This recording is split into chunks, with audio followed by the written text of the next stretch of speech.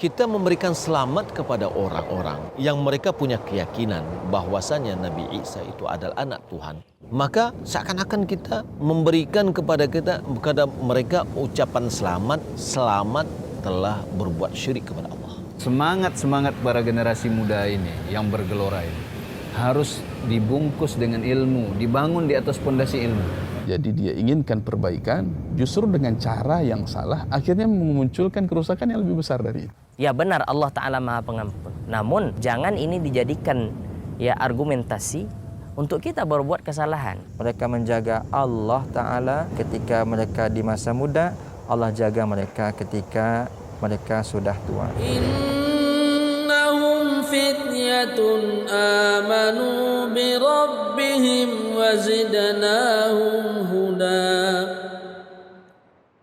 Assalamualaikum warahmatullahi wabarakatuh. Alhamdulillahirabbil alamin wassalatu wassalamu ala Rasulillah amma ba'du. Pemirsa Suro TV dimanapun berada, pernah nggak pemirsa menyaksikan secara langsung perlombaan lari jarak pendek? Nah, perlombaan lari jarak pendek ini memiliki kisaran antara 100 sampai dengan 400 meter. Salah satu hal yang menjadi poin penting yang harus diperhatikan oleh pelari adalah bagaimana cara memulai start dalam perlombaan. Karena sedikit saja kesalahan dalam memulai start perlombaan ini, maka pelari harus memulai kembali start atau bisa-bisa didiskualifikasi dari perlombaan. Tentu ini akan menjadi hal buruk bagi seorang pelari tidak mendapatkan kemenangan di garis finish. Nah, perumpamaan ini bisa kita jadikan sebagai kondisi kita di dalam bulan Ramadan kali ini. Sekarang kita berada di bulan kompetisi, tepatnya berada di awal-awal bulan Ramadan. Tentu sebagai seorang pelari yang berada di trek Ramadan tidak ingin perlombaannya terganggu atau bahkan tidak mencapai kemenangan di akhir Ramadan nanti karena melakukan kesalahan di awal-awal perlombaan. Nah, bagaimana kiatnya agar tidak terjadi kesalahan di awal-awal Ramadan ini? Dalam tema ngobrol santai bareng Ustadz kali ini, kompetisi dimulai. Kita akan ngobrol santai bareng Ustadz kita, yakni Ustadz Rashid Al-Jundi LC Hafizahullah Ta'ala. Assalamualaikum Ustadz. Salam. Masya Allah. Sehat Ustadz, Alhamdulillah. Ustadz, senang kembali bisa bertemu di Solo nih Ustadz. Alhamdulillah. Masya Allah, ini bisa kita lihat berada di Gunung Talang ya Ustadz ya? Gunung Talang belakang kita. Di Gunung Talang, Masya Allah. View yang luar biasa ya pemirsa ya, sangat mendukung ya untuk ngobrol santai nih Ustadz. Ustadz, terkait dengan tema kita kali ini Ustadz, kompetisi dimulai. Ana minta sedikit komentarnya dari Ustadz terkait dengan perumpamaan bulan Ramadan ini dengan kompetisi Ustadz. Gimana menurut Ustadz? Baik. Alhamdulillah, wassalatu wassalamu ala Rasulillah, amma ba'd. Habib serta para pemirsa rahimani wa rahimakumullah. Memang pada hakikatnya adalah kita hidup di dunia ini sedang berkompetisi. Apakah di dalam bulan Ramadan atau di luar bulan Ramadan? Dalam banyak ayat Allah Subhanahu wa taala mengabarkan kepada kita bahwasanya memang segala hal itu adalah sesuatu yang diperlombakan. Sesuatu yang diperlombakan. Misalnya Allah Ta'ala mengatakan wasari'u ila maghfiratin min rabbikum, dan bersegeralah. Mana bersegera artinya berlomba-lomba kalian. Atau Allah mengatakan wasabiqu ila maghfiratin min rabbikum, dan berlomba-lombalah. Allah memakai kata sabiq, sabaqa yusabiqu, saling berpacu. Maka sangat benar perumpamaan ini jikalau kita terapkan di bulan Ramadan secara khusus dan di kehidupan kita secara umum. Jadi maka seperti inilah seorang muslim di dalam memandang kehidupan dunia. Kehidupan dunia adalah ajang untuk berpacu, ajang untuk berlomba, ajang untuk berkompetisi. Kita mesti harus sadar ini, bahwasanya kita di dunia ini adalah kompetisi untuk berlomba-lomba, untuk berlomba-lomba. Nah, seorang muslim menjadikan dunia sebagai ajang kompetisi untuk meraih akhirat. Sementara orang-orang yang tidak memahami hakikat dunia, dia akan menjadikan dunia ini ajang untuk mendapatkan apa-apa yang ada di dunia. Jadi seperti itu. Jadi ketika orang hanya mengharapkan dunia, yang menjadi garis finishnya hanya di dunia ya? Dunia. Namun orientasi kita tentu harus panjang ya Ustaz. Benar. Akhirat. Jadi Ramadan ajang kompetisi, benar. Jadi pada Ramadan ini adalah puncak seseorang mendapatkan kemenangan. Nah. Di bulan-bulan lain ini layaknya seorang pemanasan, Nah. melakukan amalan kebaikan sedikit demi sedikit. Tatkala masuk bulan Ramadan, mestinya tidak pemanasan lagi, Iya. sudah bisa berlari begitu kencang, ya, mendapatkan atau meraih apa-apa yang dijanjikan oleh Allah Subhanahu Wa Taala. Nah, Ustaz. Tapi Ustaz, seberapa besar sih Ustaz pengaruh kondisi ibadah kita di awal Ramadan ini dengan kondisi di akhir nanti Ustaz? Karena kan garis finish kita kan di akhir ya Ustaz. Betul. Dan mendapatkan ketakwaan itu adalah ketika kita setelah selesai melaksanakan bulan Ramadan. Betul. Namun pengaruhnya di awal-awal ini apa sih Ustaz? Jadi kalau kita tengok para ulama salaf kita terdahulu, mereka di bulan Rajab mereka sudah melakukan pemanasan. Bulan Rajab, Sya'ban, itu mereka sudah melakukan pemanasan. Maka kalau seandainya ada orang baru pemanasan di awal bulan Ramadan, tentu kita katakan di pemanasannya telat. Iya. Telat, mesti akan kalah nanti dia di garis finish. Iya. Maka seseorang ketika dia mulai menempa dirinya di jauh-jauh hari sebelum Ramadan, maka dia akan tambah bersemangat lagi ketika semakin Ramadan berakhir, semakin bertambah semangatnya. Nah. Semakin Ramadan berakhir, semakin bertambah semangatnya. Maka memang awal yang baik ini adalah penentu daripada suatu akhiran. Nah. Ketika seseorang memulai dengan suatu yang baik, maka dengan izin Allah pun dia akan mengakhiri itu dengan suatu yang baik. Nah. Jadi Nabi SAW pernah berkata kepada para sahabat seperti ini, tidaklah di antara kalian melainkan telah Allah tentukan tempat kalian di surga atau neraka. Iya. Kemudian para sahabat bertanya, idzan nattakil ya Rasulullah, kalau begitu kita serahkan saja wahai Rasulullah kepada Allah. Maka Nabi mengatakan, ya'malu fa kullun muyassarun lima khuliqa lahu. Beramal kalian, segala sesuatu itu akan dimudahkan terhadap apa yang ditakdirkan untuknya. Nah. Maka orang-orang yang Allah mudahkan melakukan kebaikan, ya, di awal musim kebaikan, maka dia adalah orang-orang yang akan bisa berlari begitu kencang, yang mendapatkan atau dia adalah orang-orang yang bisa memanfaatkan waktu-waktu yang Allah berikan kepada dirinya di bulan Ramadan. Nah, Ustaz. Baik. Sekarang terkait dengan kita sudah mengetahui ya, Ustaz, Ya. ternyata sangat berpengaruh Sangat berpengaruh sekali. ibadah kita di awal Ramadan ini dengan garis finish nantinya, Ustaz. Tapi sebentar. Nah. Memang yang dilihat dari suatu ibadah itu adalah akhiran. Nah. Ya, bagi orang-orang yang telah memulai dengan awalan yang baik, Ya. maka pertahankan. Usahakan untuk istiqamah. Karena inti dari amalan adalah bagaimana seseorang istiqamah di dalam Konsisten, mengerjakan Ustaz. amalan. Konsisten. Ya, berkelanjutan. Iya. Nah, adapun orang-orang yang misalnya memulai sudah telat, Ya. terlambat memulai, maka jangan bersedih. Ya, masih ada waktu yang Allah berikan, maka manfaatkan. Nah, Ustaz. Maka lihat daripada akhir Ramadan. Ketika seorang bisa mencapai akhir dengan banyaknya ibadah, banyaknya membaca Al-Quran, bagusnya qiyam Ramadan, bagusnya kualitas puasa, maka semoga orang-orang ini adalah orang-orang yang mencapai garis finish dengan hasil yang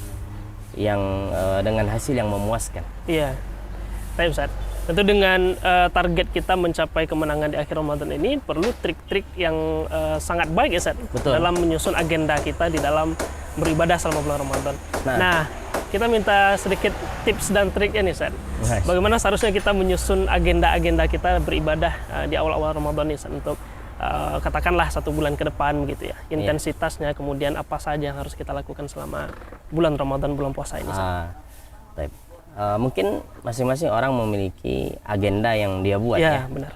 Dia memiliki apa sih pencapaian dia di akhir Ramadan. Setiap orang bisa membuat agenda. Tapi yang terpenting adalah sebelum dia membuat agenda, hendaknya dia memahami dulu, berilmu dulu terhadap apa yang akan dia rencanakan. Yeah. Karena sebagian orang seperti ini. Dia sibuk membuat agenda sementara dia tidak mengilmui, ya, dia tidak mengetahui keutamaan beribadah di bulan Ramadan, sehingga apa? Agenda tersebut ya berlalu dengan berlalunya Ramadan dan tidak ada hasil. Maka yang pertama, sebelum kita menulis agenda adalah kita harus ilmui dulu. Ya, bagaimana ibadah-ibadah Nabi Shallallahu Alaihi Wasallam, ya, terlebih lagi di bulan Ramadan. Itu harus paham kita. Nah, supaya apa? Supaya agenda yang kita buat, misalnya kita harus membaca Al-Quran sekian, khatam sekian kali, kemudian zikir pagi petang tidak lupa, qiyam Ramadan full, puasa Ramadan memang berkualitas, tidak asal-asal puasa, tidak sekadar puasa. Maka ini tentu harus berdasarkan ilmu. Supaya apa? Supaya landasan seseorang beramal itu kuat. Nah, kalau seandainya seseorang landasan dalam beramal hanya sekedar mengikut, nah ini tentu fondasi yang sangat lemah. Akan cepat futur, cepat bosan. Cepat bosan. Belum lagi Ramadan berakhir, dia sudah berakhir dulu. Ya, dia sudah lelah. Sudah dan itu kita dapati ya. Di tengah-tengah kaum muslimin, bagaimana awal Ramadan orang berbondong-bondong ke masjid. Berlalu 10 hari mulai berkurang. Masuk 10 hari terakhir berkurang kembali. Akhirnya apa? Akhirnya memang dia tidak mendapatkan keutamaan. Sementara semakin Ramadan berada di penghujung, semakin banyak kemuliaannya, semakin banyak keutamaannya. Dan itu diterangkan oleh Nabi Shallallahu Alaihi Wasallam. Ya, bagaimana Nabi itu mengatakan malam Lailatul Qadar itu ada di 10 hari terakhir bulan Ramadan.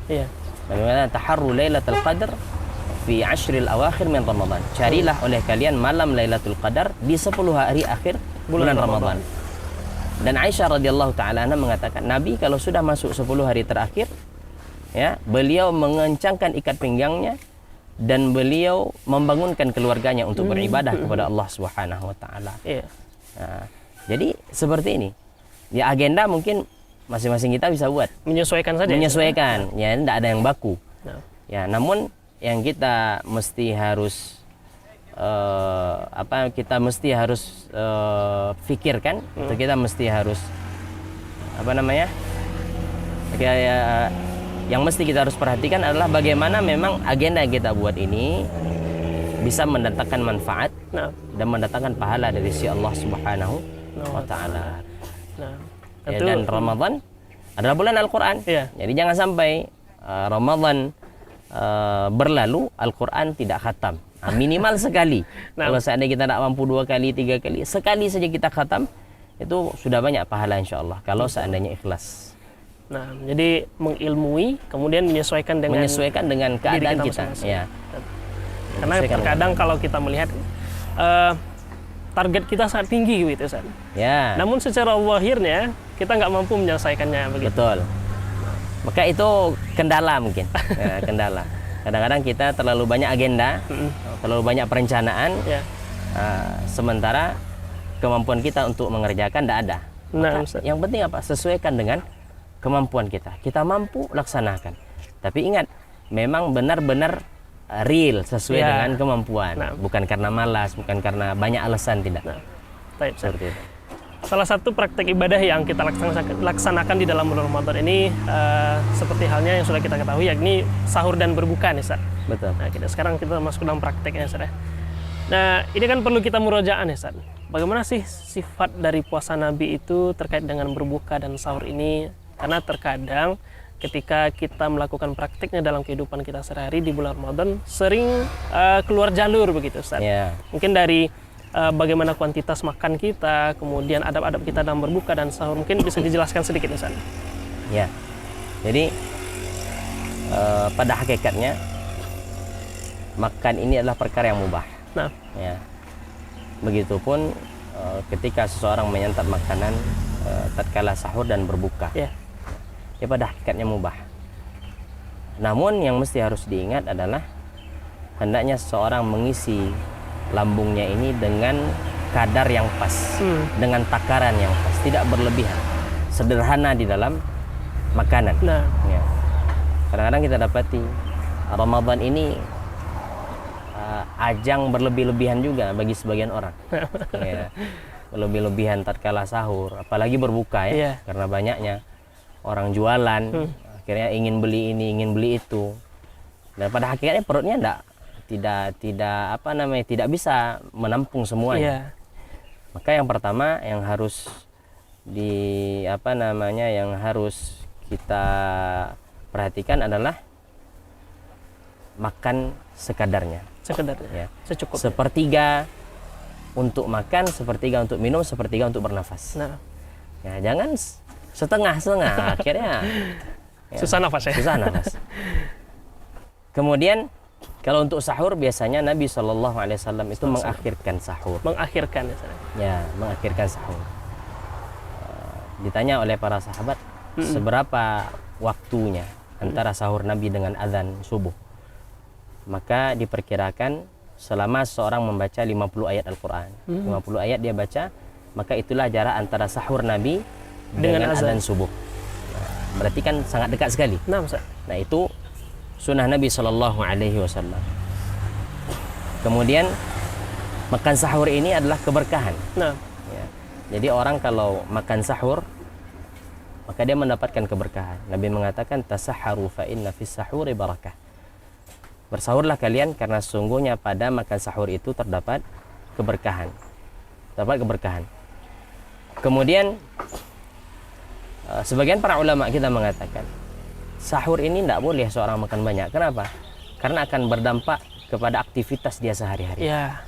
Kalau seandainya dia makan banyak, akhirnya apa? Habis subuh tidur sampai zuhur, nanti zuhur baru bangun dikit, sudah berbuka. Ya. Nah, jadi tidak ada sewajarnya beraktivitas saja. ya. Sewajarnya saja. Dia makan sewajarnya, ya apa yang cukup baginya. Maka sebagian para ulama kita mengatakan kalau seorang memuat atau memasukkan banyak makanan ke dalam perutnya sehingga dia tidak merasa lapar lagi seharian, tentu hilang hikmah puasa. Iya.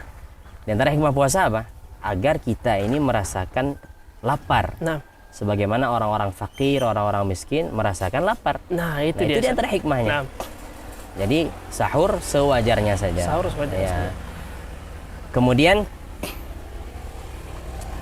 untuk berbuka. nah, Nah, berbuka ini sama, ya, sewajarnya, tidak boleh terlalu banyak sehingga menghalangi seorang dari qiyam, Nah, qiyamul lail, qiyamul qiyam lail. Ramadan. Kemudian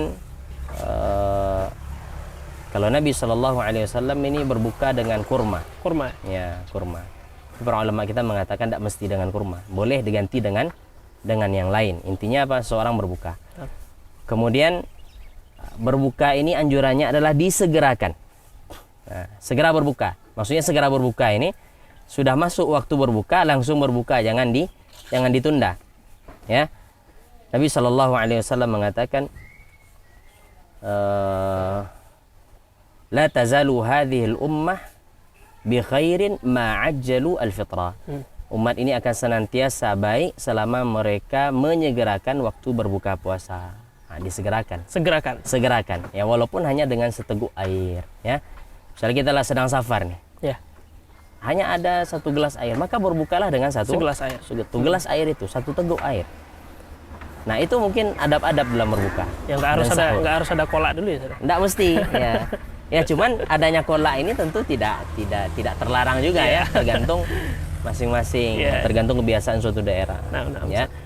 Tapi yang dilarang dalam syariat kita apa? Israf. Israf. Ya, Allah mengatakan wala tusrifu innallaha la yuhibbul musrifin. Jangan kalian berboros-boros, ya. Jangan kalian berlebih-lebihan. Allah tidak suka orang-orang yang berlebihan. Nah, Ustaz. Karena sering terbalik juga ya, antara sahur dan berbuka.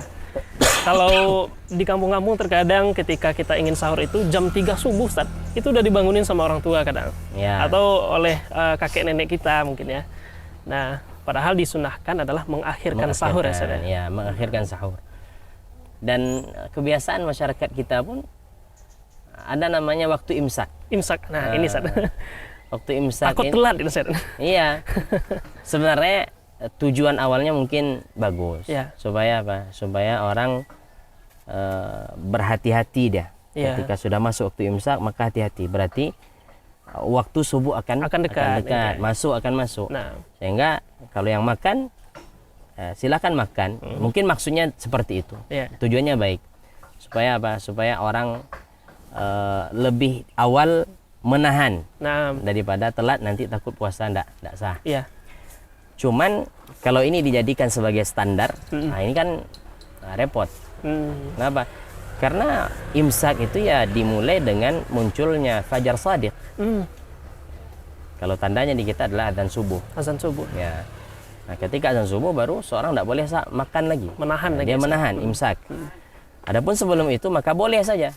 Justru 15 menit sebelum subuh itu Iya. bisa kita gunakan untuk makan sahur. Nah, Jadi kalau kita pribadi bunyi sirene imsak, kalau kita kan sirene ya, gitu kan. Kita baru kita bersahur. mulai makan sahur. Ya. Baru kita mulai makan sahur. Dan itu cukup. Ini cukup, insya Allah. tentunya kan sampai dinilai bahwa sirine imsak adalah pertanda wajib berhenti makan. Ah, itu dia. Nah, Itu nggak boleh. Nah Ustaz, masih terkait dengan kebiasaan kita di bulan Ramadan nih Ustaz. Selain identik dengan buka puasa, kemudian ada sahur dan juga sholat tarawih. Bulan puasa ini terkhusus bagi bocah-bocah ya Ustaz ya? Atau bagi anak-anak, itu identik dengan yang namanya marcun atau petasan Ustaz. Nah, kita kan sebagai orang yang melaksanakan sholat di masjid ingin khusyuk ya Ustaz. Nah, ini bagaimana komentar Ustaz terkait hal ini gitu Ustaz? Menjadi kebiasaan yang sampai sekarang pun sangat susah untuk dihilangkan gitu Ustaz. Ya. Ini adalah budaya yang tidak baik. Kenapa? Pertama, membahayakan. Iya. Yang kedua, mengganggu orang yang sedang beribadah. Jangankan main petasan. Orang ibadah kemudian kita membaca Al-Quran saja itu tidak boleh. Tidak boleh mengganggu. Iya. Ya, apalagi ini hal yang memang haram dan mengganggu orang yang sedang beribadah. Nah, ini tentu tidak boleh lagi. Pertama, dia berbahaya. Kemudian mengganggu. Ketiga, mubadzir. Tabdzir, membakar-bakar harta. Iya. Dan seorang akan dipertanggungjawabkan itu. Maka ini tugas orang tua. Ya. Ya, orang tua hendaknya menasihati anak-anak mereka agar memang memanfaatkan Ramadan ini dengan beribadah. Jadi para sahabat dahulu, anak-anak mereka itu disuruh ibadah juga di bulan Ramadan. Jadi bukan berarti mereka masih anak-anak kemudian dia biarkan seperti itu saja, tidak diarahkan, enggak, harus diarahkan. Iya. Dan ini akan mengganggu orang banyak. Jadi kadang-kadang seperti ini, Habib. Wajar saja sebagian masjid itu melarang anak-anak ke masjid. Itu sangat wajar kita bilang. Kenapa? Karena memang anak-anak ini tidak diarahkan oleh orang tuanya. Iya. Ya, akhirnya buat ribut, mengganggu orang, ya, main petasan, berbagai macam lari-lari di masjid. Ini kan mengganggu orang yang sedang beribadah. Nah, maka ini di Ramadan kali ini semoga ini bisa menjadi pelajaran bagi para pemirsa semua yang menyaksikan video kita ini, bahwa ini adalah perkara yang haram. Jangankan di bulan Ramadan, di selain Ramadan saja tidak boleh. Petasan, ya, mercon, kembang api, ini bukan hanya sekedar ini kan uang saya yang beli. Kadang-kadang sebagian orang seperti itu. Uang saya yang main anak saya, kenapa kamu yang merasa terganggu? Ya kita terganggu. Kita terganggu dengan bunyi-bunyian seperti itu.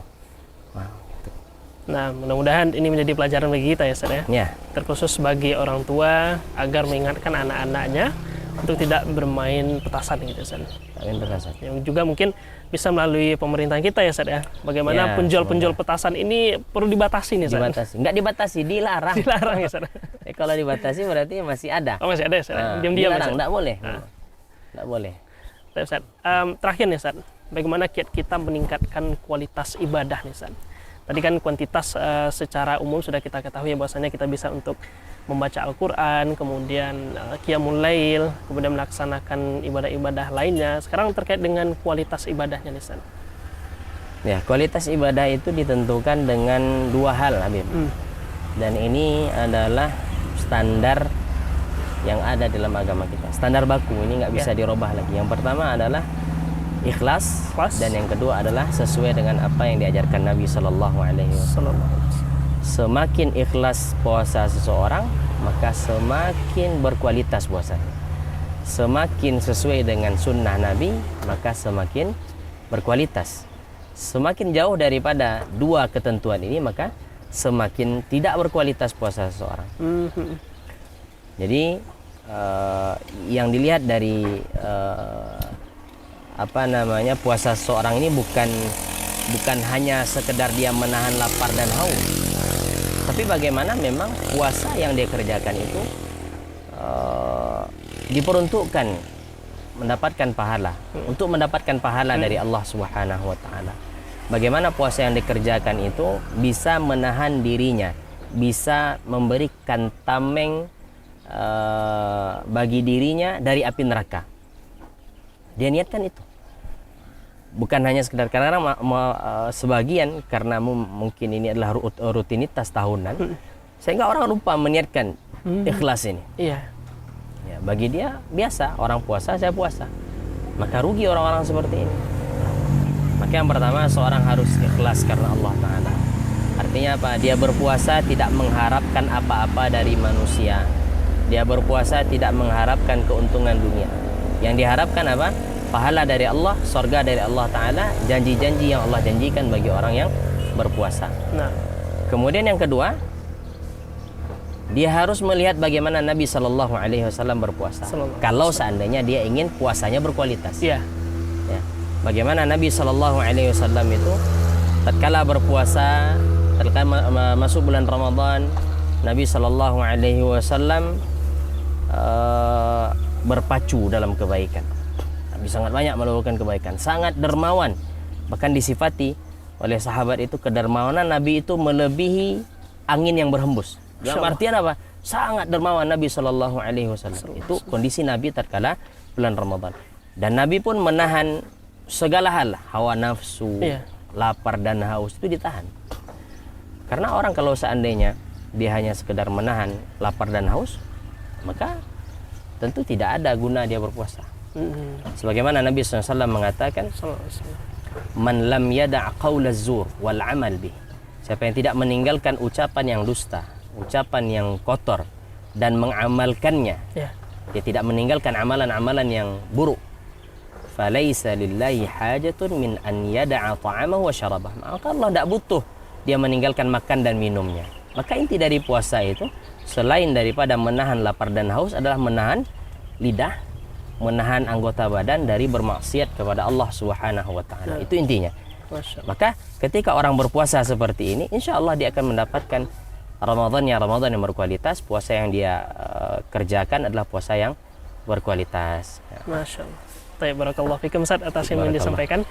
Pemirsa dimanapun berada, alhamdulillahirrahmanirrahim, ilmu yang sangat bermanfaat telah kita dapatkan dari Ustaz kita.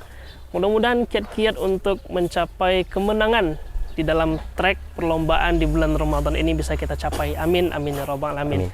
Marilah kita akhiri pertemuan kita dengan mengucapkan doa kafaratul majelis. Subhanakallahumma bihamdika asyhadu an la ilaha illa anta astaghfiruka wa atubu ilaik. Assalamualaikum warahmatullahi wabarakatuh. Waalaikumsalam. Barakallahu fikum Ustaz. Insyaallah.